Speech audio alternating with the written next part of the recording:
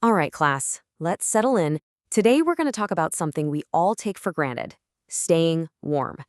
But the story of how we got here, how we've achieved this simple comfort, well, it's anything but simple. It's an incredible 30,000-year journey of science, survival, and some of the most amazing engineering you've ever heard of. So, let's just start with this question. I want you to really think about it. How in the world did our ancestors survive temperatures that could drop to negative 40 degrees Fahrenheit? We're talking about conditions that could kill one of us in hours. No central heating, no down jackets, nothing. Yet they didn't just get by during these insane Ice Age winters, they actually thrived. So, what was their secret? Well, the answer, as we're about to see, is a story that spans millennia.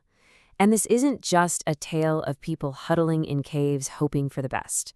No, this is about actively, brilliantly shaping their environment to create comfort and security in a world that seemed hell-bent on freezing them out. Okay, so our story starts way back, 30,000 years ago, right in the middle of the last Ice Age. And out there, survival demanded a whole lot more than just finding shelter. It demanded engineering it from the ground up, using the materials of a world we can barely even imagine today. You have to picture the Eurasian steppe back then, a frozen, treeless wasteland. So our ancestors didn't just find shelter, they built it. And what was their main building material? The bones of woolly mammoths. They literally became the architects of the Ice Age. And we're not talking about simple little huts. I mean, look at the genius here. For the foundation, they used massive mammoth skulls as building blocks. Then they built a super strong dome-shaped frame out of tusks and long bones. And for the covering, it was a multi-layered system. Thick mammoth hides on the outside and then softer pelts on the inside for insulation. Every single piece was chosen for maximum warmth. But their ingenuity didn't stop with the building itself. Nope. Inside, they used multiple hearths to distribute heat evenly. And since there weren't any trees, they burned dried mammoth dung for fuel. They even engineered ventilation systems to control airflow. And get this, they dug refrigerators into the permafrost to store food. This was a complete, holistic system for survival. Just amazing. Okay, let's jump way forward in time. We're talking about 28,000 years. Now the Romans, they took a completely different path. They shifted from these brilliant passive shelters to the world's very first active heating systems. They literally invented central heat. The Romans came up with something called the hypocus. It was a system that heated entire buildings from underneath the floor. So just imagine a gigantic furnace, tended by slaves, pumping scorching hot air through a whole network of channels under your feet. This was the world's first central heating, and for huge public bathhouses and fancy villas, it was an absolute game changer. And just look at the sheer scale of the work involved here. Hundreds and hundreds of these tile stacks, called palai, had to be built by hand just to hold up the floor. It was a true marvel of engineering, for sure, but it was a marvel built on the backs of slaves, requiring constant backbreaking labor. But for all its brilliance, the Roman hypocast was wildly inefficient. Here's its fatal flaw. It had almost zero thermal storage. You see, it was basically just heating air, and the very second you stopped feeding that fire, the room went cold. This was a major design problem that wouldn't be solved for nearly 1,000 years. So after the fall of Rome, central heating pretty much vanished from Western Europe. But up in the freezing cold north, medieval engineers in the Baltic region took that old Roman idea and made one crucial, brilliant improvement. This led to a complete breakthrough in heating technology. They asked a totally revolutionary question. They said, what if we don't just move hot air around? What if we stored the heat? So instead of just heating the air under the floor, they built these furnaces designed to heat up several tons of granite stones. They basically created a massive thermal battery, an idea, by the way, that we're now re-exploring for our own modern green energy grids. And the efficiency? It was absolutely staggering. So, get this. In 1822, some engineers tested a 400-year-old furnace at Mullborg Castle. They lit a small fire and let it burn for just 3.5 hours. That one little fire heated a massive hall for 3 full days.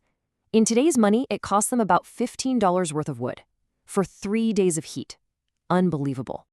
Now, around the same time, another game-changing technology popped up: The chimney. The ability to pipe smoke out of a room meant you could suddenly have smaller, private, heated rooms.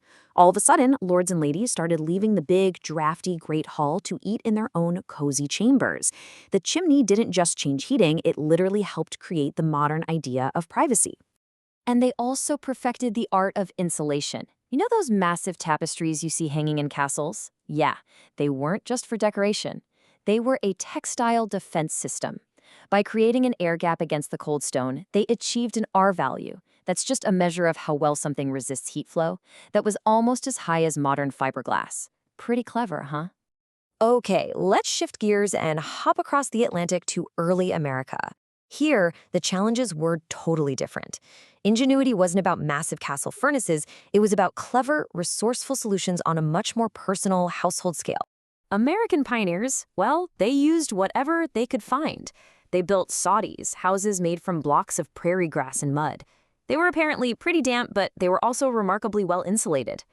Others would pile straw and snow up against their log cabins, creating a kind of igloo effect for the winter. And of course, good old homespun wool was the essential high-performance fabric that kept you from freezing. Before central heating was a thing, warmth was something personal, something you had to carry with you. People used bed warmers, basically long-handled pans filled with hot rocks to preheat their beds at night. And they slept inside beds that were surrounded by thick curtains, creating this warm little microclimate that trapped their own body heat. So while pioneers were figuring out these clever ways to stay warm on a small scale, a much, much larger crisis was brewing. By the 18th century, a perfect storm of climate change and deforestation demanded a much more scientific approach to this ancient problem of staying warm. Benjamin Franklin was staring down a perfect storm. First, the entire planet was in the group of the Little Ice Age, a long period of significant cooling. At the exact same time, centuries of settlement had led to massive deforestation, which created a critical shortage of firewood. So you have colder winters and less fuel. That is an absolute recipe for disaster. And Franklin's Pennsylvania fireplace, what we now call the Franklin stove, was so much more than just a better way to heat a room. It really embodied a brand new idea, what we call techno-optimism. It was this bold, new belief that science and technology could be systematically used to solve our biggest environmental problems, a belief that, of course, is still incredibly powerful today. So you see this incredible thread that connects all of these different moments, right? From Ice Age hunters engineering shelters from mammoth bones, to medieval monks creating thermal batteries out of granite, to Benjamin Franklin applying atmospheric science to cast iron. The simple, fundamental human need for warmth has always been one of the most powerful engines for innovation we've ever had. Which leaves us with a final thought to chew on. Today, for so many of us, warmth is as easy as just touching a thermostat. We have absolutely mastered indoor climate control on a scale our ancestors never could have dreamed of. But in gaining all that convenience, have we lost something? Have we maybe lost some of that resilience, that resourcefulness, and that deep, hard-won understanding of our environment that was born from pure, simple necessity? Something to think about.